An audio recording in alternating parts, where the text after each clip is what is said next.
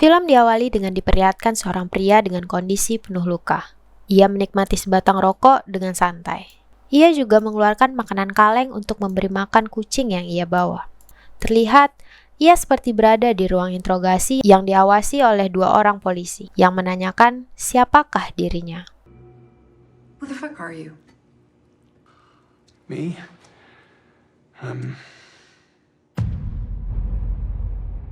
Kembali ke beberapa waktu sebelumnya, kita akan diperkenalkan dengan siapakah pria parubaya tadi. Ia adalah Hutz Mansell.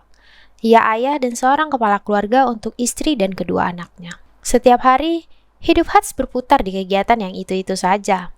Mulai dari bangun tidur, buang sampah, lari pagi, memasak, ngopi, dan bekerja.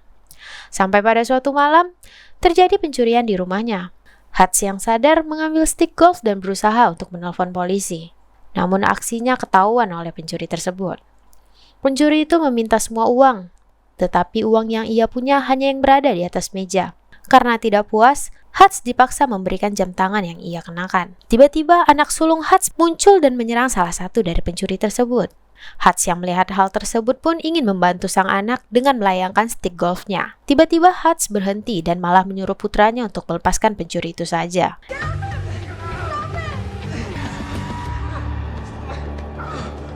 Let him go, son. Istri Hutz yang bernama Becca ternyata terbangun dan menyuruh pencuri itu mengambil apa yang ia mau dan segera pergi. Anak sulung Hutz marah kepada ayahnya dan menganggap ayahnya seorang pengecut. Polisi lalu datang untuk melakukan olah TKP. Sementara Hutz hanya termenung melihat kotak pizza yang digunakan para pencuri untuk masuk ke dalam rumahnya. Lalu seorang polisi datang menghampiri Hutz. Dari hasil cerita putranya, polisi tersebut sampai menganggap Hutz cukup pengecut karena tak berani mengayunkan stick golf yang ia pegang. Namun Hutz hanya diam. Di sisi lain terlihat istrinya agak kecewa dan kebetulan sudah agak lama rumah tangga keduanya kurang harmonis. Melihat keluarganya terancam, Hutz masih memikirkan kejadian malam itu. Sammy lalu datang dan menemani ayahnya.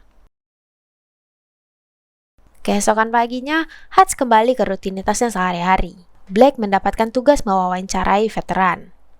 Becca beranggapan agar Blake mewawancarai Hutz, tapi Hutz menolak sembari menawarkan untuk mewawancarai kakeknya saja. Hutz berkata kalau dia bukanlah siapa-siapa. Di depan rumah, mereka bertemu dengan tetangganya yang mulai meremehkan dan meledek Hutz di depan putranya sendiri. Ia berkata seandainya rumahnya yang dirampok, dia akan menghajar pencurinya. Hutz bekerja sebagai auditor di perusahaan manufaktur yang dimiliki oleh mertuanya. Di tempat kerja, iparnya bernama Charlie datang dan kembali Hutz mendapat cibiran soal semalam. Ia juga ditodong pistol yang ujung-ujungnya diberikan kepada Hutz untuk jaga-jaga. Namun Hutz merasa tak perlu dan malah menaruh pistol tersebut di dalam lemari es kantor. Setelah kembali ke ruang kerja, Hutz terlihat tak bisa fokus dan malah mengingat tato di lengan pencuri kemarin. Ia pun memutuskan untuk mengunci pintu dan menyalakan radio, yang ternyata terhubung ke seorang kenalan Hutz yang tak dijelaskan siapa namanya. Sounded good. How long you been listening? Look, if they know, I know, you know? Kenalannya ini meminta dijelaskan soal kejadian semalam. Hutz mulai bercerita dan menjelaskan ciri-ciri pelaku. Ia menjelaskan dengan sangat detail, mulai dari perkiraan umur, jenis kelamin, alasan mereka mencuri, hanya berdasarkan intuisi suara sampai ke jenis senjata yang ia gunakan. Ternyata alasan semalam Hutz tak memberikan perlawanan karena ia melihat jelas senjata yang digunakan pelaku ternyata tak memiliki peluru sama sekali. Lagi pula yang mereka curi tak seberapa. Pulang kantor hari itu, Hutz tak langsung pulang ke rumahnya. Ia menyempatkan diri untuk menjenguk ayahnya yang sudah tua di sebuah panti jompo.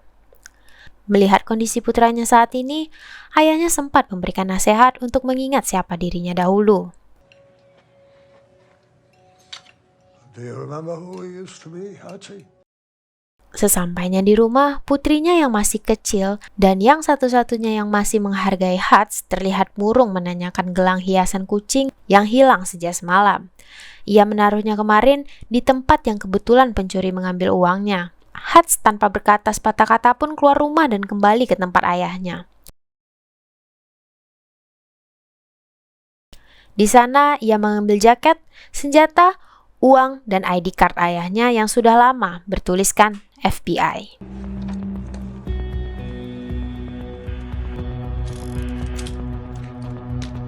Malam itu ia keliling ke berbagai toko tato mengaku sebagai FBI untuk investigasi siapa pemilik tato dengan gambar yang sudah ia sketsakan tersebut. Akan tetapi, tak satu pun yang memberikan informasi yang ia inginkan. Sampai akhirnya, di salah satu tempat terdapat seorang kakek bekas veteran yang menyadari kebohongan Hutz. Dengan baik hati, Hutz akhirnya menawarkan uang segepok untuk informasi yang ia mau. Namun, ia malah mau dikeroyok. Tiba-tiba si kakek ini tak sengaja melihat tato yang di pergelangan tangan Hutz yang membuatnya langsung ketakutan dan pergi bersembunyi. What? Your ID is a badge. Expired by about 20 years. I'm just a man. Was looking for someone.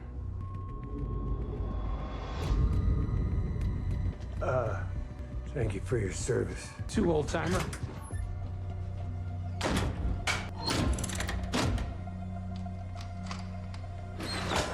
Akhirnya Hutz mendapatkan alamat pelaku dan langsung pergi berniat untuk mengeksekusi pencuri itu. Dari balik bayangan ia muncul. Pelaku pencurian ini suami istri yang masih muda. Sambil menodongkan senjata, Hutz yang sudah emosi meminta jamnya dan yang terpenting gelang kucing putrinya dikembalikan. Ia sudah menarik pelatuk, namun terhenti karena mendengar suara tangisan bayi dari kamar lain.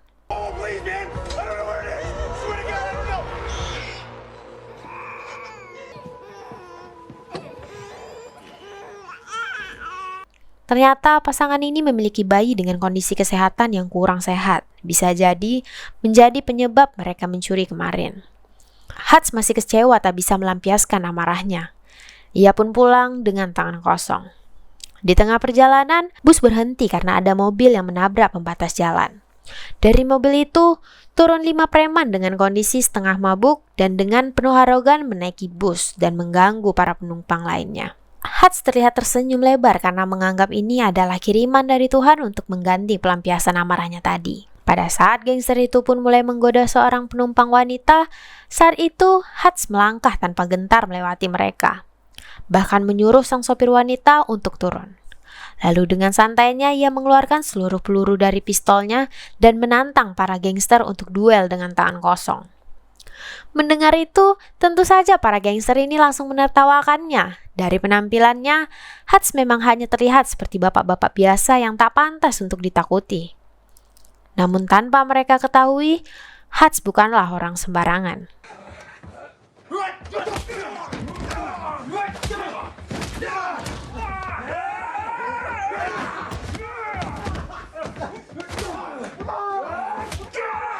Di ronde pertama, Hutz terdorong mundur oleh serangan brutal para gangster yang tak segan memakai senjata. Bahkan salah satu dari mereka pun berhasil menghempaskan Hutz keluar dari jendela. Namun, Hutz tidak menyerah begitu saja. Hal tersebut membuat para gangster mulai merasakan betapa seriusnya situasi ini. Dan disinilah Hutz memperlihatkan sisi lebih ganasnya.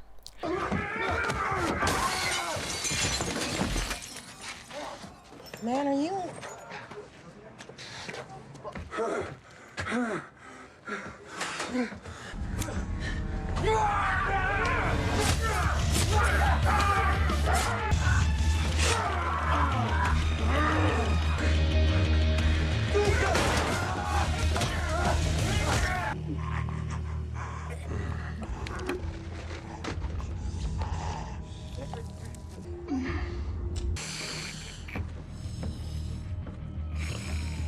Yang mana membuktikan kalau tato di pergelangan tangannya bukanlah sesuatu yang diberikan kepada sembarang orang. Dan Hutz berhasil mengalahkan para gangster itu seorang diri. Sesampainya di rumah, Rebecca istrinya memergoki kondisi Hutz yang penuh luka.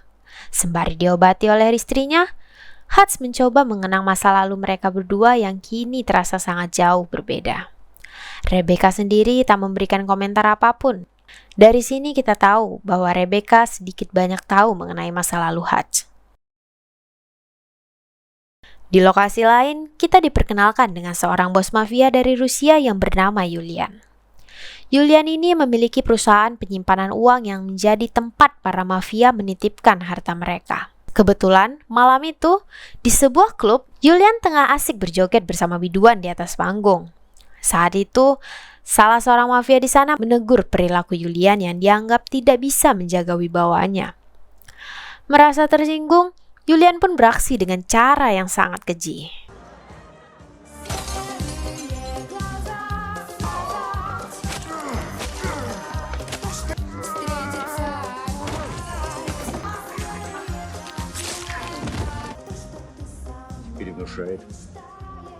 Tak sampai di situ, setelah menghabisi pria tersebut, Julian bersulang merayakan kematiannya.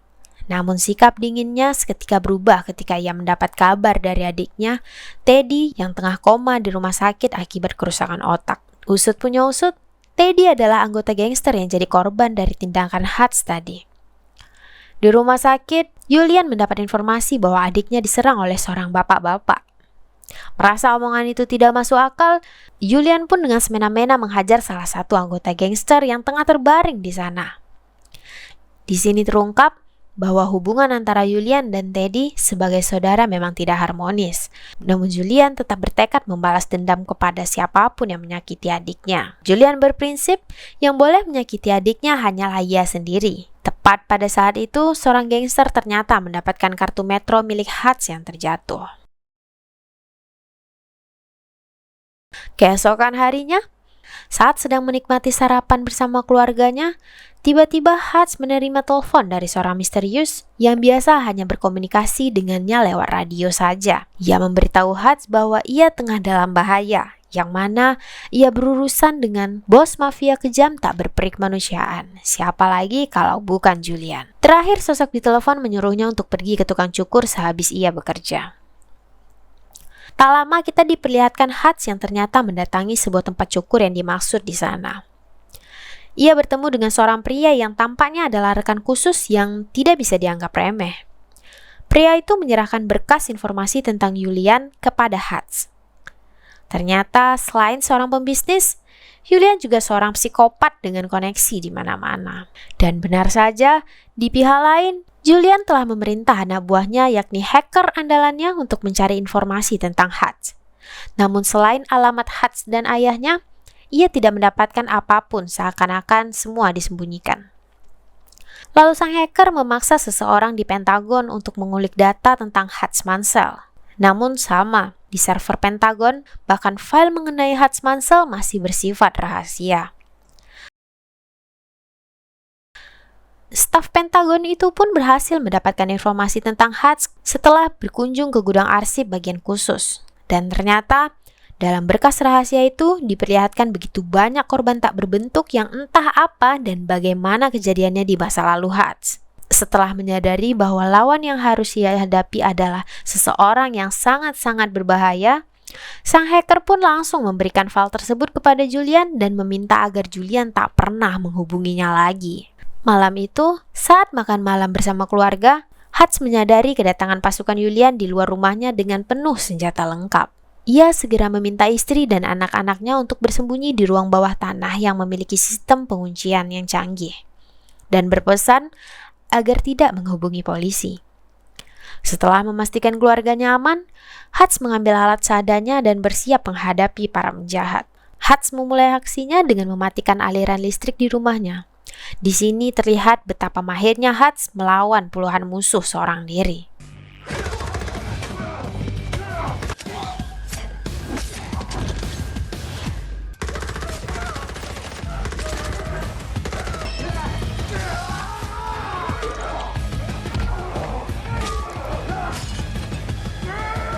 Sayang sekali, Hutz sempat disetrum sehingga berhasil ditangkap para penjahat. Hutz sengaja tak langsung dibunuh karena Julian ingin Hutz dibawa hidup-hidup. Namun bukan Hutz namanya kalau menyerah. Setelah sadar, ia berhasil melarikan diri dengan trik yang mengagumkan.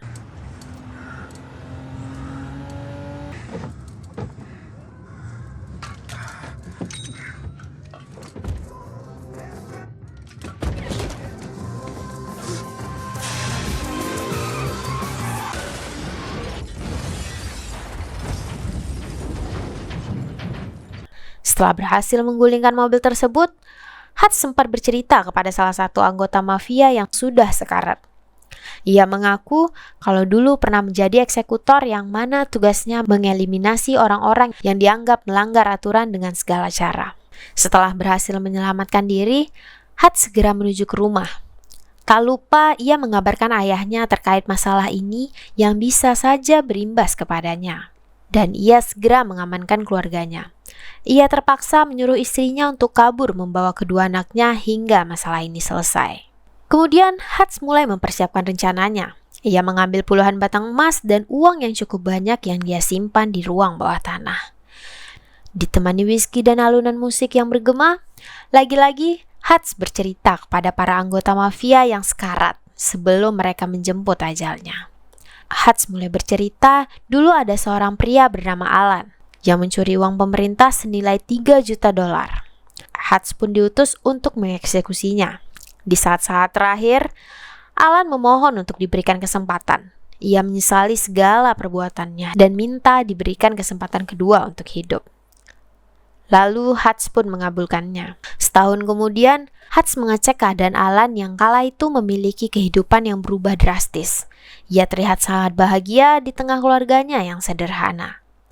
Melihat pemandangan itu, hati Hutz tiba-tiba menginginkan apa yang Alan miliki. Ia pun mengundurkan diri dari pekerjaannya yang awalnya terasa sangat mustahil. Namun seperti apa yang kita lihat, Hutz cukup sukses untuk meninggalkan masa lalunya, walaupun ia yakin hari ini akan datang. Di tengah ceritanya, Hutz tak sengaja melihat di bawah sofa terdapat gelang kucing milik putrinya, yang ternyata selama ini bukan dicuri, melainkan terselip di bawah sofa. Gelang yang menjadi penyebab kemarahannya hingga membantai banyak orang. Fun fact, bone burns to ash at 1500 degrees. Kemudian ia pun membumi hanguskan rumahnya tersebut. The bright, blessed day, the dark, sacred night, and I think to myself. Keluar dari rumah, Hutz mengambil mobil milik tetangganya dan pergi. Di waktu yang sama, dua pria datang mengendap-endap mendatangi ayah Hutz yang lagi tidur dengan membawa senjata. Mereka menganggap ini terlalu santai, tidak mengira si kakek ini lebih sadis dari Hutz.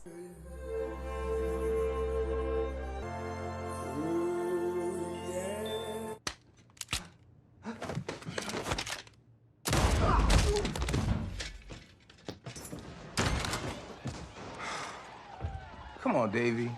Please turn that shit down.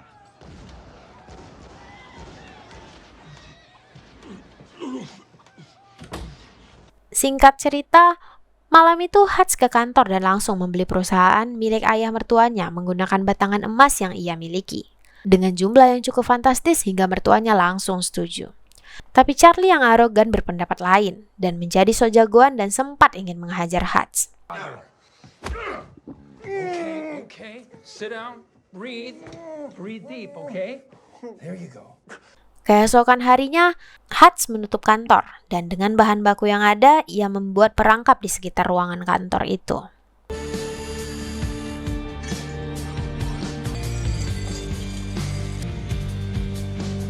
You there? Hutchie boy. Selesai memasang perangkap, orang misterius yang biasa menghubungi Hutz kembali menghubunginya. Ia memperingatkan agar dirinya menahan diri, menghindari masalah atau segala yang ia bangun hanya akan sia-sia semata. Namun Hutz sudah memantapkan niatnya. Dari percakapan keduanya, kita mengetahui bahwa orang misterius ini sebenarnya adalah saudara Hutz bernama Henry, yang berada di foto yang sempat kita lihat sebelumnya. Malamnya, Hutz mendatangi Opshak. Kali ini ia tak datang dengan tangan kosong. Di tempat penyimpanan uang milik Julian di sana, dengan brutalnya, Hutz menghabisi seluruh orang tanpa tersisa.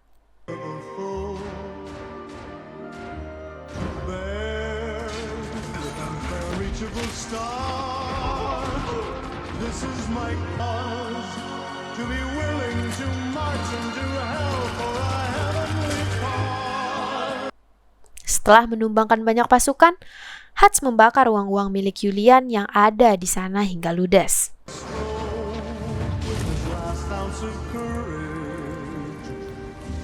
Julian yang sedang asik bernyanyi akhirnya menyadari kehadiran Hutch yang saat itu dengan santai menyantap makanannya sambil menikmati pertunjukan dari Julian. Tanpa menunggu lama, Julian pun menghampiri Hutch bersama anak buahnya. Ia heran kenapa Hutch sangat berani mendatangi Julian di markasnya. Namun Hutch tak datang dengan tangan kosong. Ia membawa sebuah bom yang membuat para mafia itu mundur. Sehingga berhasil mengajak Julian untuk tawar-menawar untuk menyelesaikan pertengkaran ini. Walaupun Julian sempat sangat emosi saat mengetahui bahwa di saat yang bersamaan, seluruh aset Opshak hangus terbakar. Hutch memperingati untuk Julian berhenti memberikan perlawanan, atau ia akan semakin menderita. Ia pun keluar dari klub dengan santainya dan naik ke mobil sembari berharap Julian menerima tawarannya. Namun yang terjadi malah sebaliknya.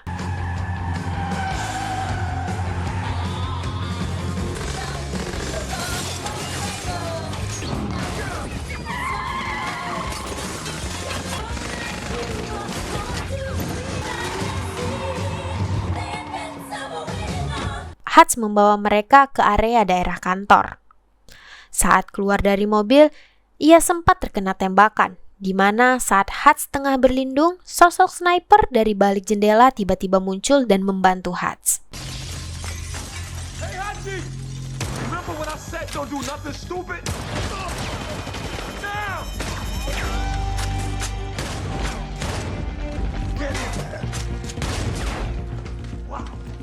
Dia adalah Henry, saudara laki-laki Hutch si pemilik suara di radio. Tak lama setelah itu, ayah Hutch pun turut hadir memeriahkan momen pertempuran tersebut. Ia bahkan mengaku senang sekali karena sudah lama beliau merindukan untuk beraksi kembali.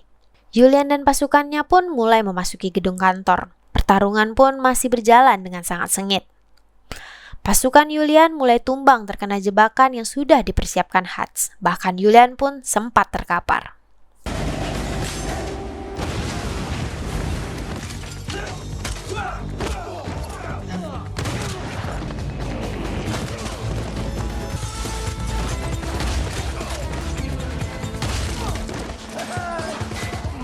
Fernanda.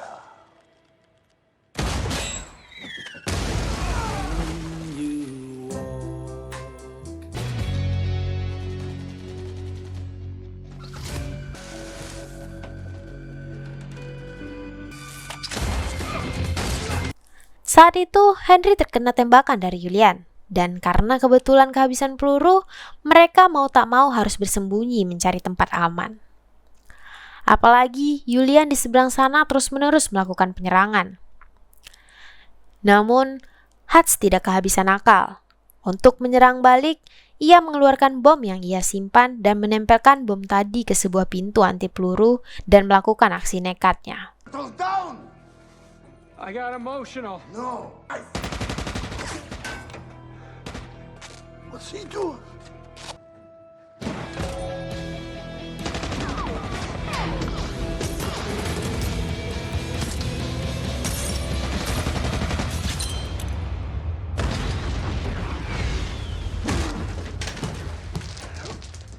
Sebelum polisi datang ke TKP, Henry dan ayahnya harus pergi. Tak lupa, Hutch berterima kasih atas bantuan yang diberikan. Hutch kemudian berusaha menghubungi istrinya, namun tak diangkat. Akhirnya, ia meninggalkan pesan suara berisi permohonan maaf. Becca, it's me. I owe you everything. Atas kekacauan yang dibuatnya, Hutch berakhir diinterogasi oleh pihak polisi dan adegan pun kembali ke awal film. Tak lama, kedua polisi tersebut mendapat telepon yang memerintahkan mereka untuk membebaskan Hutch yang malah membuat mereka menjadi tertegun.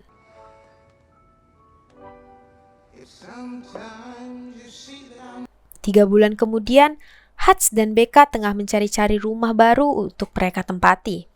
Saat sedang asik berkeliling, si agen properti mendapat telepon dari orang yang tak dikenal, yang malah mencari Hutch. Setelah menutup telepon, pasangan ini memberikan pertanyaan terpenting sebelum membeli rumah. Dengan pertimbangan, apakah rumah tersebut memiliki ruang bawah tanah? Does this house have A basement.